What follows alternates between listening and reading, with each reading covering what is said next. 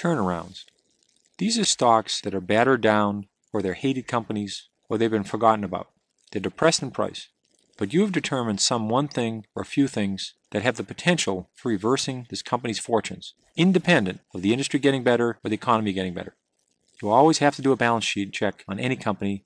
This includes turnarounds. Do they have enough cash to make it through the next 12 months, the next 24 months? Do they have a lot of debt that's due right now? These are important questions to answer.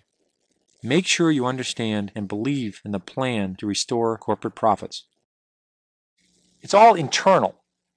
They're doing something, either new product, new management, cutting costs, getting rid of something inside the company that allows them to improve themselves. Lots of turnarounds never happen, but a few winners can make up for lots of losers.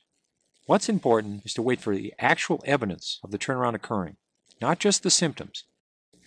The turnaround, you had plenty of time, so just don't buy on the hope.